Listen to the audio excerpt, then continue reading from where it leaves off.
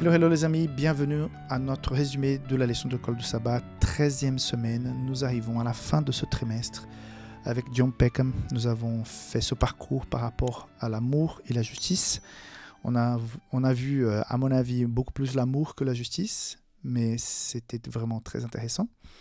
Et nous arrivons avec un sujet, un thème très important que nous n'avions pas abordé avec plusieurs jours dédiés à cela, qui est donc l'amour et la loi de Dieu.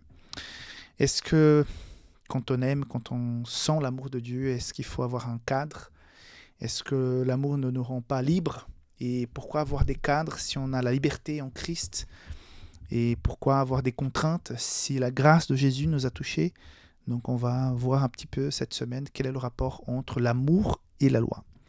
Avant d'aller plus loin, donc je voudrais t'inviter à visiter publicationadventiste.com, visiter safelis.com, il y a beaucoup de nouveautés. J'espère que tu vas trouver ton bonheur là-dedans. Bientôt, nous aurons Safelis Online, donc cette semaine est spéciale où les produits sont beaucoup moins chers. Donc si tu veux acheter en quantité, donc attends plutôt cette semaine spéciale parce que les choses sont vraiment moins chères. Donc bientôt, je vais pouvoir partager un dépliant. Un dépliant qui sera partagé dans notre communauté WhatsApp. Si tu en fais partie, tu reçois déjà les vidéos de l'école de sabbat, des articles et aussi tu sauras des promos que nous faisons régulièrement. Je voudrais aussi te dire que si jamais tu passes par un moment difficile, nous avons des intercesseurs qui peuvent donc prier pour toi. N'hésite pas à envoyer la demande via le lien en bas dans la description. Et comme d'habitude, il faut s'abonner à la chaîne, partager le contenu et mettre un commentaire, nous dire de quelle partie du monde tu regardes donc ces vidéos. En tout cas, ça me fait plaisir. L'autre jour, j'ai rencontré quelqu'un des îles Maurice qui me parlait que depuis les îles Maurice, elle regardait les vidéos. Donc, salutations aux îles Maurice. Il y avait quelqu'un aussi de la France avec qui j'ai parlé au téléphone récemment. Et bien d'autres personnes qui regardent. Donc, comme je suis en Espagne, je n'ai pas beaucoup de contact avec les gens qui regardent les vidéos, puisque je ne suis plus dans des pays francophones. Mais je suis bien content de pouvoir avoir toujours ce lien au travers la leçon de l'école de sabbat que Safelis français offre à chacun d'entre nous. Voilà, sans trop attendre, passons donc à la leçon de ce sabbat après-midi. Donc, leçon du sabbat après-midi, l'amour est l'accomplissement de la loi, verset mémorisé, Romains 13, 8. Ne devez rien à personne, si ce n'est de vous aimer les uns les autres. Car celui qui aime l'autre a accompli la loi. Waouh, très beau verset. Par contre, j'aurais mis un autre. Moi, si j'aurais dû choisir les versets à mémoriser pour cette semaine, j'aurais choisi Jean 14, 15. Si vous m'aimez, vous garderez mes commandements. Waouh! Donc ces deux versets pour moi résument très bien l'objectif de la leçon cette semaine. L'amour de Dieu ne peut pas être séparé de la loi. Donc on peut se dire, justement, comme j'ai dit en introduction, quand on aime, c'est la liberté. La liberté, ça veut dire pas de cadre, pas de... Est-ce que c'est vrai ça? Est-ce que la liberté, ça veut dire pas de cadre? Une personne, elle est en prison, elle est encerclée par des murs. Une personne qui est libre, elle peut se mouvoir, elle peut aller où elle veut. Mais dans la vie spirituelle, et je dirais même émotionnelle, quand on a compris le salut que nous avons en Jésus-Christ, la force que nous avons pour qui nous enlève ce poids du péché, quand nous retrouvons la véritable liberté en Christ, c'est là que nous sommes libres. Je ne sais pas si c'est ici que j'ai commenté, peut-être. Il y a un ministère dans les prisons ici en Espagne, et j'ai pu rencontrer une prisonnière qui a pu étudier la Bible. Elle s'est convertie, elle s'est fait baptiser, et elle disait qu'elle s'est jamais sentie aussi libre depuis qu'elle a rencontré le Christ, et elle est toujours en prison. Donc elle doit faire 6 ans en prison, je crois qu'elle en a fait 2 ou 3. Il lui reste encore beaucoup, mais elle se sent déjà libre parce qu'elle n'a plus le poids du péché sur elle. Donc cette liberté, cet amour que nous pouvons jouir, que nous pouvons avoir, ça vient aussi du fait qu'il y a un cadre. Ce cadre, il est très important. Les personnes qui ont grandi sans un cadre, on n'a pas besoin d'être chrétien pour arriver à cette conclusion, ont beaucoup de mal avec la vie, souffrent beaucoup, se font du mal vers eux-mêmes parce que quand nous avons grandi sans un cadre, ça veut dire que nous n'avons pas grandi avec de l'amour parce que parfois les règles des parents nous embêtent, parfois les contraintes des écoles, parfois la façon comme on doit se porter en public ou même à l'église. Ce sont des codes, ce sont des règles, ce sont des traditions, que sais-je. Mais tout ça donne à quelque part, si ce n'est pas quelque chose de contraignant, sans raison, ça donne un cadre. Et les cadres servent à nous donner de la liberté d'action sans culpabilité, sans préjudice, sans faire du mal. Parce qu'il y a beaucoup de personnes qui ont une certaine liberté de faire des choses, qui se donnent une certaine liberté et finalement vont commettre des choses, faire des choses qui finalement, elles ne peuvent peut-être pas aller en prison, mais elles seront toujours prisonnières dans leur tête. Sentiment de culpabilité, sentiment de honte, tout ça parce qu'elles ont abusé de leur liberté, parce qu'elles ont dépassé un certain cadre. Donc la véritable liberté fonctionne dans un cadre qui rend cette liberté quelque chose de plaisant, quelque chose qui ne fait pas du mal ni à soi ni à quelqu'un d'autre. Donc l'amour de Dieu, il ne peut que se manifester dans un cadre où les valeurs de Dieu sont appliquées. Ça, c'est l'amour le plus profond qu'on puisse sentir. Quand on vit, par exemple, je prends l'exemple de la famille, quand on est en famille, quand on vit dans un cadre familial, quand on est mari, femme, quand on a des enfants, pas d'enfants, mais le cadre familial qui a ses codes, ses règles, c'est l'endroit où on peut le plus sentir et exprimer notre amour. C'est pas au travail, c'est pas à l'école, hein, c'est dans la famille. La famille, c'est quelque chose que Dieu a créé. Et bien sûr, dans la famille, on ne fait pas ce qu'on veut. À partir du moment qu'on s'engage avec son conjoint, il y a un cadre. C'est pas parce que je suis marié que je peux faire ce que je veux. Il y a toujours un cadre. Il y a du respect vis-à-vis des époux. Je suis marié, mais maintenant, je ne vais pas faire des choses qui vont blesser ou qui vont rompre les liens du mariage parce que il y a un cadre. L'amour ne peut pas s'exprimer en dehors de ce cadre. Donc, on peut penser. Je pense par exemple à un témoignage d'un jeune homme qui a grandi dans une famille dont, quand il était enfant, avec sa maman, il prenait de la marijuana. Donc, il prenait de la drogue avec sa maman. Et c'est plus tard, quand il va dans une école militaire, et plus tard, quand il rencontre le Christ, ce sont ces deux choses qui vont créer chez lui un sens à sa vie, vont lui rendre heureux parce que maintenant, il y a un cadre. Donc, cet excès de liberté de la jeunesse ne lui a pas du tout aidé. Et c'est plus tard qu'il va structurer sa vie et trouver un sens à son existence parce qu'il y a un cadre qui lui a rendu libre. Donc, ne pas mélanger les deux choses. Mais je reviens à mon verset puissant. Il est aussi dans la leçon du lundi. Si vous m'aimez, vous garderez mes commandements. Pour moi, la leçon est résumée là-dedans. Voilà, on va voir beaucoup plus de choses pendant cette semaine. Que Dieu te bénisse. Si on se voit pour la leçon du dimanche bientôt. Bye bye. Hello les amis, bienvenue à notre leçon de l'école du sabbat, leçon du dimanche, loi d'amour.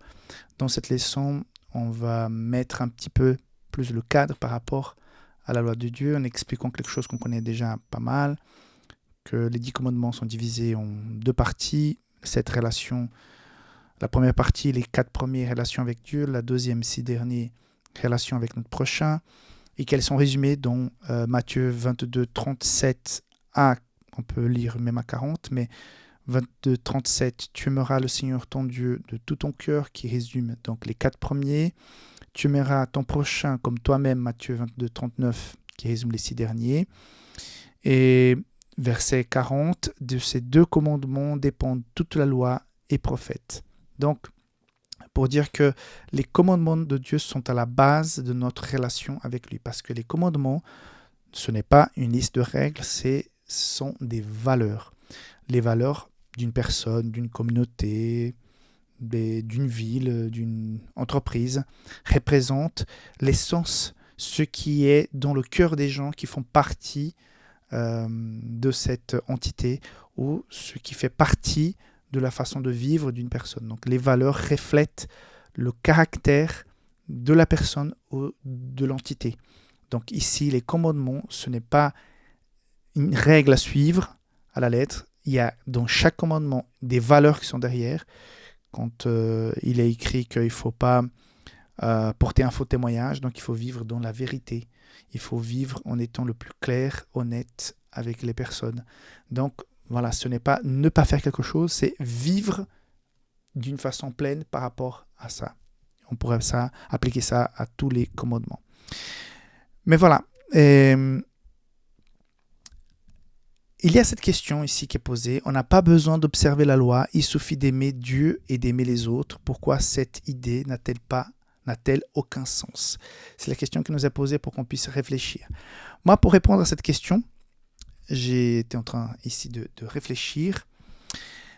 Moi, j'utilise beaucoup l'exemple de la famille, couple ou bien parents-enfants. Quand on aime un enfant, on va le protéger. On va lui nourrir, on va le nettoyer, on va s'occuper, on va jouer avec, on va parler. Et l'enfant, petit à petit, au fur et à mesure qu'il grandit, il commence à marcher, il commence à parler, et il commence à exprimer davantage ses envies et il commence à agir et à prendre de petites décisions, de jouer avec ça, de prendre ça ou ça. Nous devons protéger cet enfant. Il a ses envies, il a ses tendances naturelles, il a envie de faire quelque chose, mais il ne connaît pas le danger, il ne connaît pas les conséquences, il n'a pas de limites, il ne comprend pas que certains endroits, ça peut être dangereux. Donc, les parents sont là pour protéger l'enfant et c'est de leur responsabilité, même civilement vis-à-vis de l'État. Les parents sont responsables des enfants, ils doivent gérer, les protéger, les aimer. Mais voilà, protéger surtout que l'enfant ne se fasse mal lui-même parce qu'il n'a pas encore cette maturité pour comprendre les dangers. Et donc, on va restreindre la liberté de l'enfant. On va dire, mon petit chéri, ici, tu peux rester, tu peux jouer, mais ici, non. Et donc, quelqu'un pourrait dire, oh, on est en train de limiter le développement intellectuel de l'enfant en lui imposant autant de limites. Oui, c'est une opinion. Mais dans la réalité, dans la pratique, si on ne fait pas ça, l'enfant va se faire du mal. Moi, j'ai eu un petit cousin qui est mort parce qu'il a bu de l'eau de vie. Non, pardon, de l'eau de vie, non. Comment on appelle ça? C'est pas de la lessive. J'ai le nom dans d'autres langues. Ce produit transparent blanc, comment on appelle ça en français? Oh, c'est pas l'eau de vie. J'ai oublié comment on dit ça en français, pardon. Donc il a bu la moitié d'une bouteille. C'était sous l'évier dont la buanderie. Il a bu. Et je crois qu'il avait même pas un an. Et il est allé là-bas, il a trouvé ça intéressant. Il en est mort, puisque les gens habitaient loin de l'hôpital. Et on a essayé de désintoxiquer, mais c'était pas, il avait trop bu. Donc il est décédé. Donc j'ai un cousin qui est mort parce qu'enfant, il a fait une bêtise. Donc la loi de Dieu, ce n'est pas pour restreindre, c'est pour mettre un cadre de protection. Adam et Ève, dans le jardin d'Éden, la leçon le commente aussi, ils ont exercé leur droit de liberté, mais cette liberté les a ramenés, entre guillemets, une liberté entre guillemets, ça les a ramenés que des ennuis qui nous affectent jusqu'à présent. Donc, la loi de Dieu, les valeurs de Dieu sont nécessaires. Il ne peut pas y avoir d'épanouissement sans un cadre. Il ne peut pas y avoir de développement personnel sans un cadre. Prends un enfant qui a été abandonné, qui a grandi dans des familles d'accueil. Ils vont te dire que c'était compliqué, c'était beaucoup plus difficile et qu'il y a des choses qui manquent jusqu'aujourd'hui dans leur vie adulte parce que la famille, l'amour des parents, les frères et sœurs, un foyer, une famille il n'a pas eu, donc ça marque. Donc, le cadre fait défaut et la personne en souffre. Donc, la loi de Dieu, c'est un cadre basé dans la vraie liberté qui génère l'amour. On ne peut pas vivre, exprimer, ressentir l'amour de Dieu sans ce cadre de sa loi. Donc l'amour et la loi vont de pair. Donc il ne peut pas y avoir un véritable épanouissement sans qu'il y ait cadre. Et le cadre, dans l'occurrence ici, c'est la loi de Dieu. Dans la loi de Dieu, donc c'est quelque chose de bien. On va voir, il y a une leçon cette semaine qui parle du bien-être qui apporte la loi. Donc, je pense qu'on peut pas être... C'est simple à dire, mais on ne peut pas être plus clair. La loi et l'amour vont ensemble et c'est une très très belle chose. C'est fondamental d'avoir la loi de Dieu dans notre vie. Voilà, demain, lundi, on se verra pour la leçon et pour un nouveau sujet. Bye bye. Hello les amis, bienvenue à notre leçon du lundi. La loi est sainte, juste et bonne, 24 mars. Le verset central, c'est Romains 7, 12. La loi est donc sainte et le commandement est saint, juste et bon. Alors pourquoi le commandement est bon si, à quelque part, ce sont des règles? D'abord, je reviens au fait que ce n'est pas une règle, ce sont des valeurs, des principes. Autre chose importante que la leçon d'aujourd'hui nous rappelle, c'est que dans toute la Bible, la seule partie qui a été écrite manuellement, personnellement, par Dieu, ce sont les commandements. Gravés où? Gravés sur la pierre, dans le marbre. Il y a toujours cette phrase, Dieu a gravé ses commandements dans le marbre, mais les péchés dans le sable, puisque quand Jésus a rencontré la femme adultère, il a mis, donc, on sait quand on lit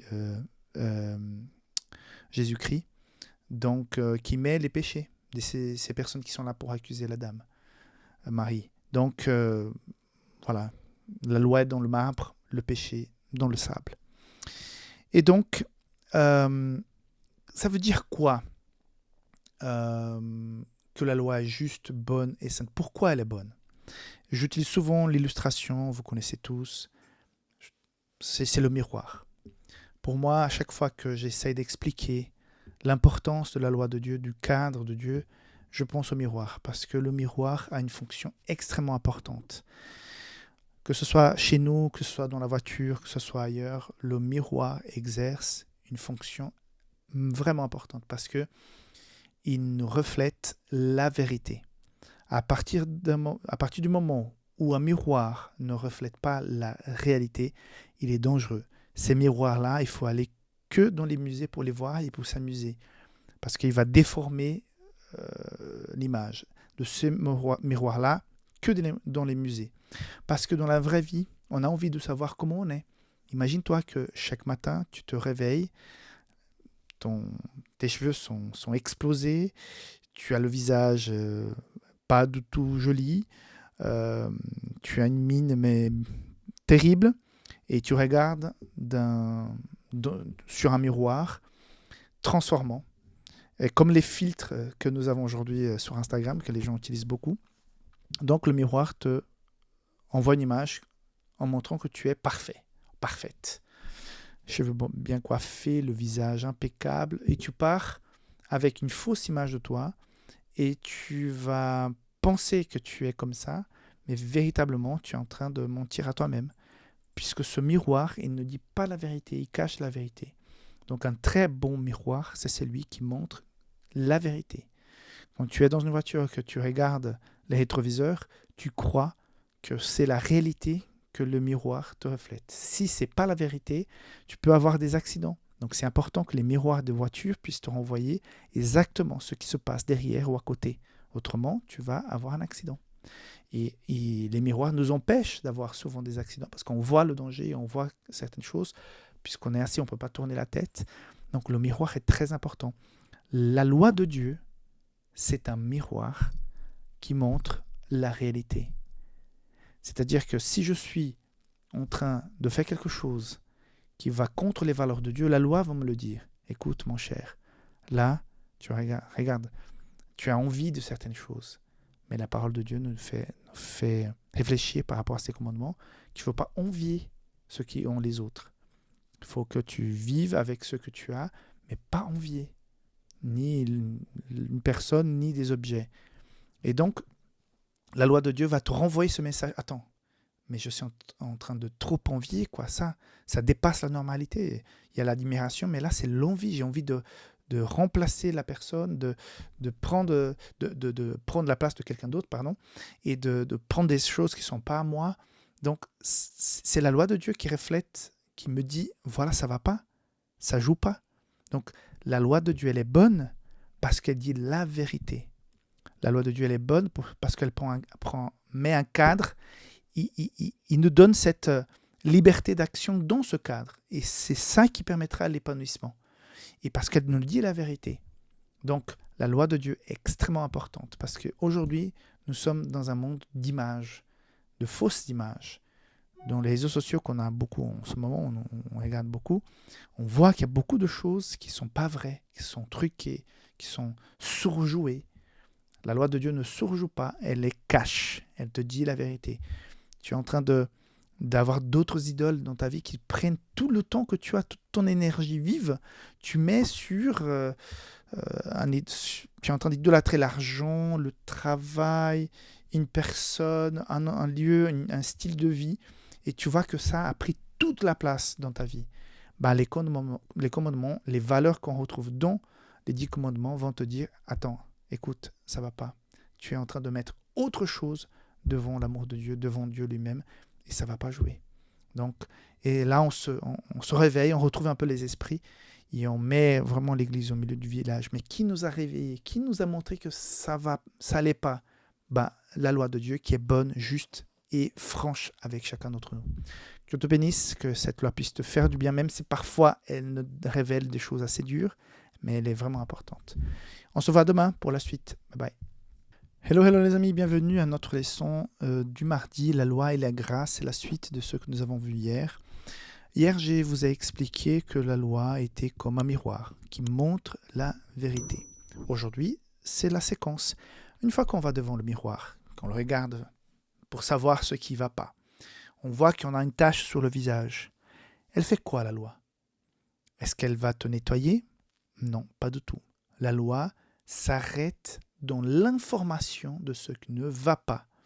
Donc, par exemple, quand nous avons un appareil pour alerter d'un possible incendie qui démarre dans une pièce, l'appareil, normalement, ces appareils simples qu'on achète dans les magasins, ne peuvent pas arrêter le feu, mais il va émettre un signal sonore assez fort pour qu'on se réveille et pour qu'on trouve une solution. Si on est dans la pièce, qu'on puisse s'échapper. Si on est en dehors, qu'on puisse tout de suite appeler les pompiers ou aller chercher de l'eau, j'en sais rien. Prendre une décision de régler le problème. Donc la loi de Dieu, c'est comme un miroir qui révèle la vérité. C'est comme cet appareil, cette alarme qui va crier et dire que ça ne va pas, il y a du feu. Mais ni le miroir, ni l'appareil vont régler le problème. Qui va régler le problème? Quand nous avons une saleté sur le visage et que le miroir reflète ça, c'est l'eau. Donc on va nettoyer le visage. Donc on doit aller quelque part chercher une solution. Quand nous rencontrons le Christ, nous rencontrons automatiquement ses valeurs. Nous rencontrons la loi. Quand on lit la loi et qu'on a envie que ça fasse partie de notre vie, on dit tiens, ma vie, mon comportement, mes valeurs d'avant, et ce que je faisais, ce que je fais ne correspondent pas à ça. Et je veux aller plus loin avec ce Christ. Donc, naturellement, on laisse les valeurs qu'on avait avant et on met les valeurs de Dieu dans notre cœur pour qu'il puisse faire en sorte que à chaque fois que j'agis ou je pense, je puisse être alerté par ces valeurs-là qui sont parties maintenant de ma vie, que ça ne va pas. Mais ça ne va pas régler mon problème. Je dois aller toujours chercher le Seigneur qui nous a promis de nous remplacer quand nous rencontrons la culpabilité, les conséquences du péché.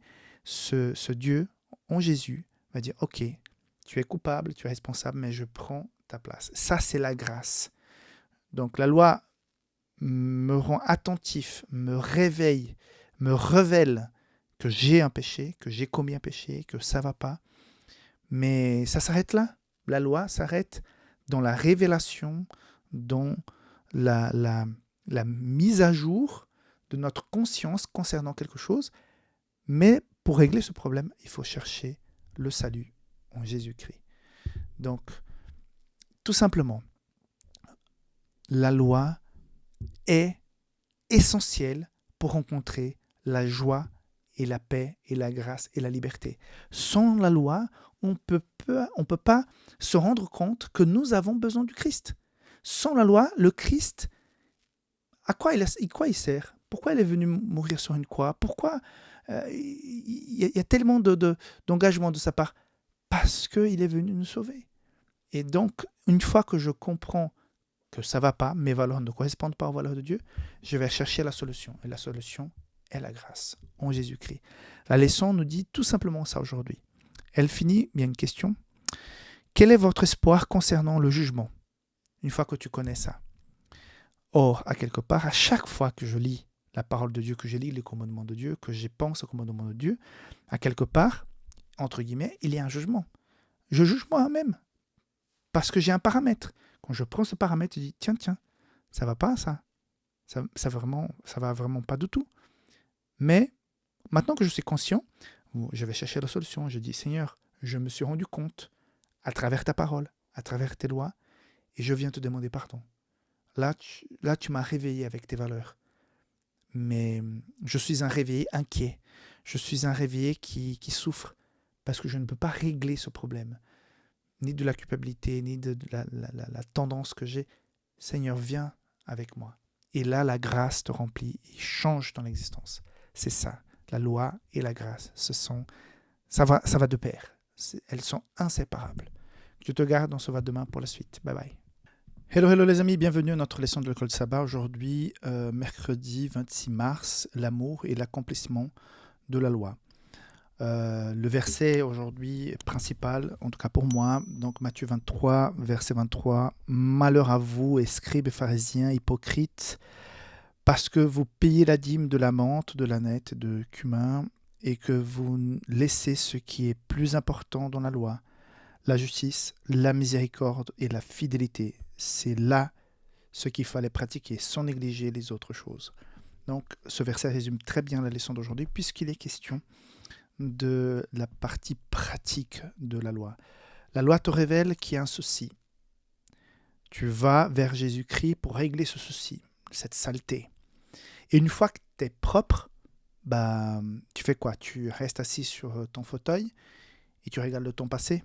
Non, tu agis, tu vis normalement comme avant, mais tu vis avec d'autres valeurs. Et quand tu retrouves des gens qui sont dans la même souffrance que toi, ou qui sont dans d'autres types de souffrances, tu feras en sorte de dire, tiens, j'y ai passé, je comprends ce que tu vis, mais sache que j'ai trouvé un miroir. Et ce miroir m'a révélé que je devais aller vers la grâce. Donc, on nous invite à ne pas pécher. J'ai bien aimé la leçon dit, ne pas pécher par omission. C'est-à-dire, la passivité est aussi amendable, entre guillemets. Il n'y a pas très longtemps, oui, il y a un certain temps, j'ai lu une info comme quoi quelqu'un s'était fait agresser dans un train qui faisait pas toute la nuit, mais qui arrivait tard dans la gare. Donc il y avait peu de personnes dans les wagons, et tout à coup, une fille se fait aborder, et les personnes qui étaient dans le wagon sont toutes parties. Personne n'a resté. Donc la fille était victime d'une agression. Et toutes ces personnes qui ont quitté le train à ce moment-là, qui n'ont pas donné l'alerte non plus, ont été recherchées par la police parce qu'ils ont commis un crime d'omission. Donc, même dans le monde civil, quand on est témoin de quelque chose, on doit alerter, puisque si on ne le fait pas, si on dit ça ne me regarde pas, je suis tranquille dans mon coin, que personne ne me dérange, je ne dérange personne, ça c'est la vie des autres et tout ça, ça ne va pas. Ça, c'est une erreur, un crime par omission. Et dans la vie spirituelle, c'est la même chose. On rencontre le Christ, on est sauvé, on est transformé, on est béni. Mais après, on n'a pas envie de partager, on n'a pas envie d'aller plus loin. Donc ça, c'est une omission. Un autre point intéressant, je crois que le résumé est excellent, je lis, à le dernier paragraphe. L'amour en tant qu'accomplissement de la loi n'implique pas seulement de garder la loi au sens de se retenir de commettre des péchés. C'est vrai, on peut dire, voilà, Maintenant, j'ai la grâce, j'ai la loi, je sais qu'il ne faut pas faire ça, ben je ne fais pas. Et je vis en paix. Ce n'est pas ça la vie chrétienne. Garder la loi, le sens de retenir, cela consiste également à faire le bien de manière active, à accomplir des œuvres d'amour qui font avancer fidèlement la justice et la compassion. C'est pour ça qu'on lisait dans ce verset, Jésus a dit là à ces pharisiens, l'important de la loi, la justice, la miséricorde et la fidélité. Donc la miséricorde vis-à-vis de quelqu'un, la compassion, c'est d'être auprès du prochain, de l'aider, de l'accompagner, de ne pas se résigner, de ne pas rester passif devant un besoin, si on a les moyens, si on a les capacités de pouvoir intervenir pour bénir, pour aider. Il est aussi question du sabbat, qui n'est pas seulement le mémorial de la création, mais quand le peuple a été sorti d'Égypte et finalement parti dans le désert, quand finalement les commandements sont donnés à Moïse pour le peuple, c'est là qu'ils vont rappeler l'importance du sabbat.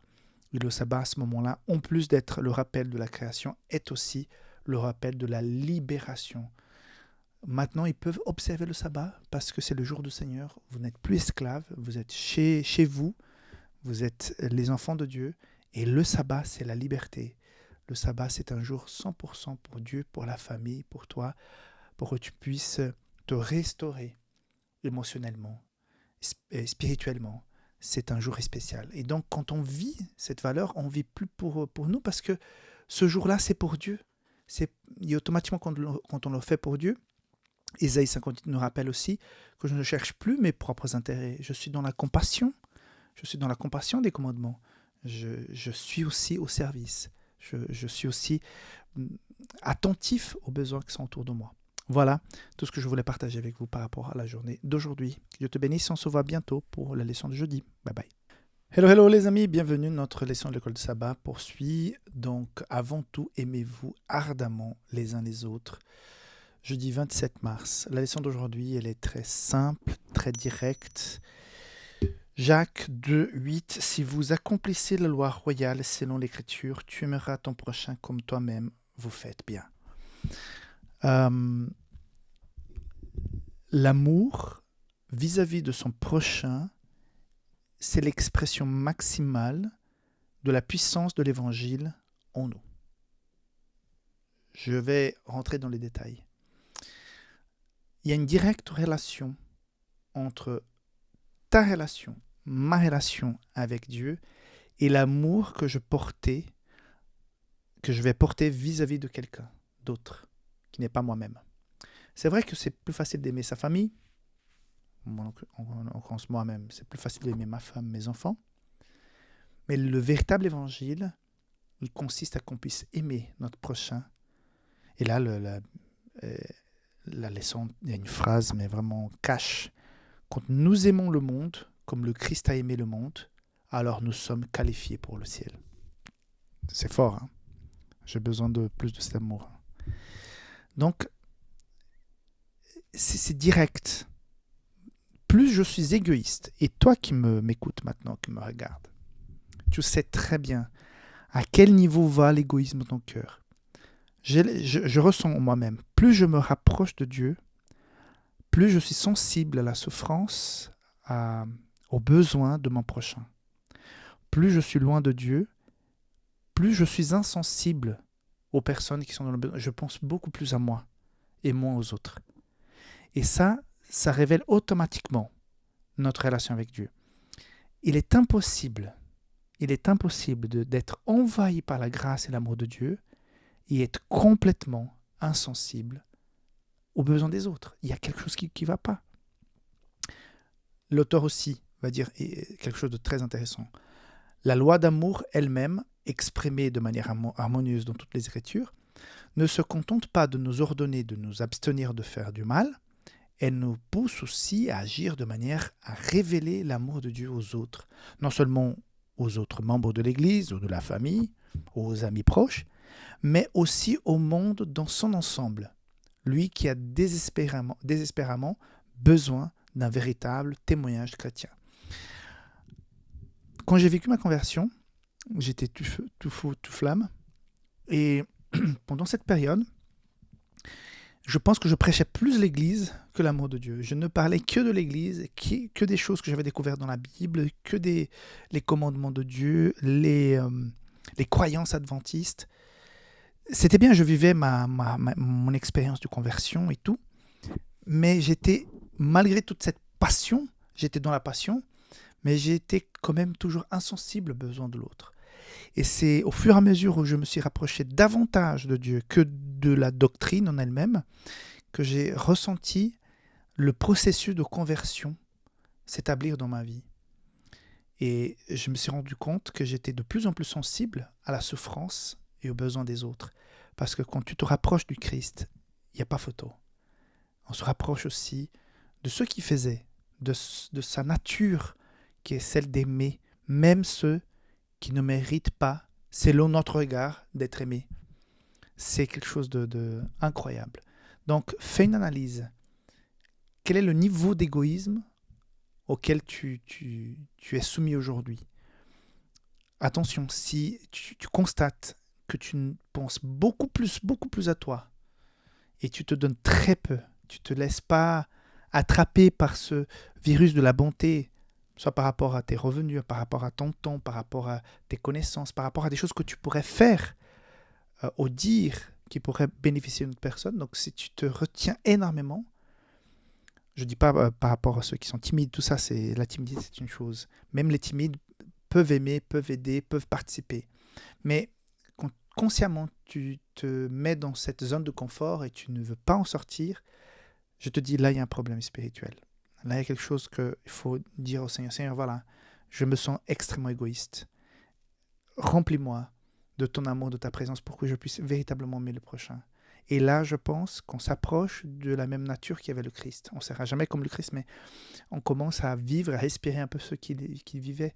Que c'est cet amour, mais sans comparaison par rapport à ceux qui sont encore perdus. Donc, que la grâce de Dieu qu'un jour t'a touché puisse aussi par toi être, donc, que tu puisses être ce canal qui va permettre que cette grâce puisse toucher une autre personne aussi. Ok? Je te garde, on se voit demain pour clore la leçon de cette semaine. Bye bye. Hello les amis, bienvenue à notre dernière leçon de ce trimestre. Voilà, nous avons achevé un nouveau trimestre. Ça passe vite, on est déjà fin mars. 3 mois se sont déjà écoulés de cette année 2025. Je suis toujours bouche bée avec la vitesse que ça avance. Bon, quand on est très occupé, on ne voit pas le temps passer. En tout cas, c'est ce que je vis actuellement. Je suis vraiment très occupé toute la journée.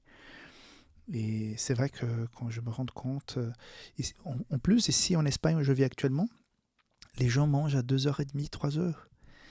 Et quand je suis arrivé, j'avais mal à la tête. À midi et demi, 1h, je ne pouvais plus.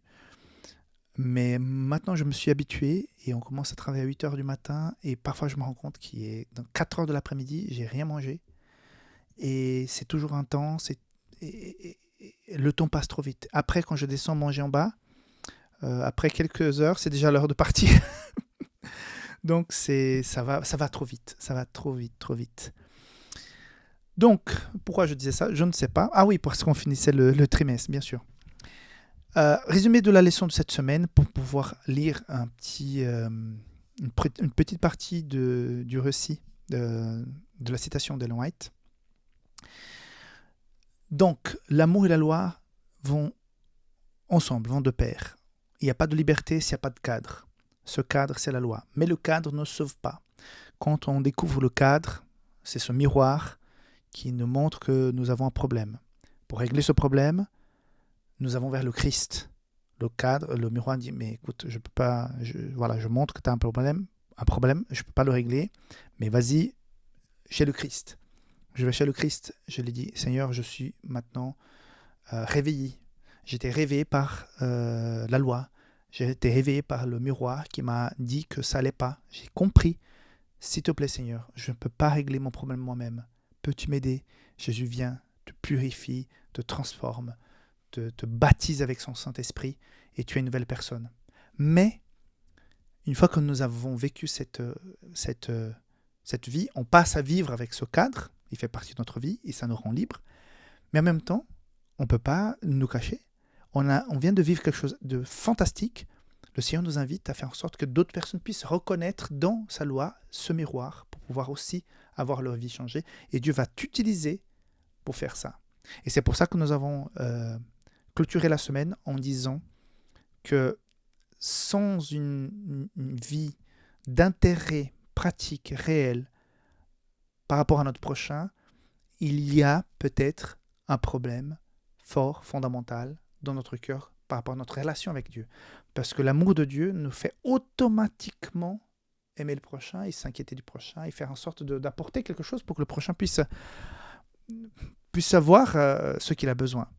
Et en agissant comme ça, nous deviendrons une Bible à deux pattes qui marchera dans le village, dans la ville, dans les bureaux, dans les écoles.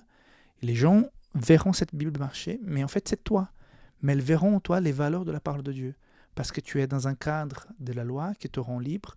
Ce cadre t'amène à l'amour de Dieu.